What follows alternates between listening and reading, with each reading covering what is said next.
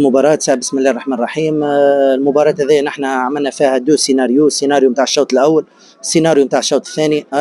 كنا معنا متأكدين وأنه الشوط الأول ما يلزمهمش يسجلوا علينا، لكن يلزمنا نخرجوهم من طريقة اللعب نتاعهم اللي هي الطريقة اللي يحبوا يتعداوا على الأطراف ويرفعوا الرفعات لي سونتراج على لي دوز اتاكون نتاعهم من نمرو 9 والمهاجم رقم 17. ما خليناهمش يعملوا ذاك، خليناهم يلعبوا ويحاولوا يتعداوا من عمق الملعب اللي احنا عندنا زوز مدافعين طويل القامة اللي يخذوا الكرات الكل العالية. سكرنا المنافذ في الشوط الاول، لعبنا البلوك ميديوم او بيتيتر البلوك با، حاولنا نلعبوا على الكونتر اتاك. جانا الهدف اللي كنا نلوجوا عليه، معنا حطينا المنافس في وضعيه حرجه جدا. سجلنا، ما جاتناش فرص لكن عرفنا كيفاش نسجلوا. الشوط الثاني تعاملنا في المباراه بطريقه اخرى، غيرنا الفريق نتاعنا، غيرنا الخطط نتاع اللاعبين، لعبنا بخمسه مدافعين بعد معنا خمسه مدافعين واربعه في وسط الملعب ومهاجم. عرفنا كيفاش نسكروا المنافذ الكل. اللاعبين معنا طبقوا التعليمات نتاع الاطار الفني كوم يلفو. احنا جايين عارفين وانه السيناريو مش يكون معناها فما سيناريو واحد ولا اثنين، احنا حضرنا لهم كوم يلفو. اللاعبين طبقوا، اهم حاجه وانه اللاعبين تكتيكيا عارفوا يتعاملوا مع المباراه، طبقوا التعليمات نتاعنا.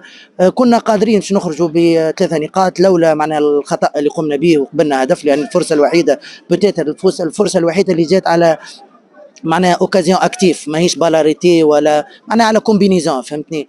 سجلوا بها هدف، لكن ان شاء الله في المباريات القادمه نكونوا نحن احسن من هكا.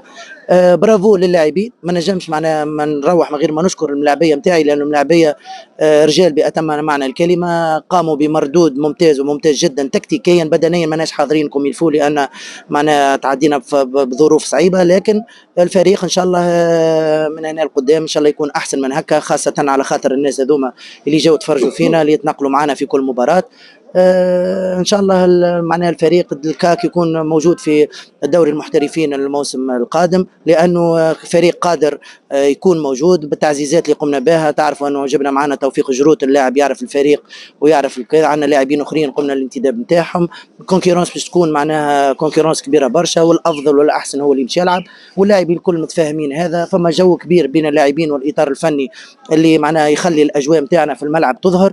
فما سوليداريتي بين اللاعبين جاده، وانه باش تعمل بلوك كومباكت بالطريقه هذه لازم يكون عندك ملاعبيه تعرف تكومونيكي بالكدا وتعرف تتحرك وتعرف تتكلم ويكونوا بوزيتيف ما بينات بعضهم. الحمد لله هذا الكل صار اليوم في المباراه، ان شاء الله المباريات القادمه يكونوا احسن من هكا ان شاء الله.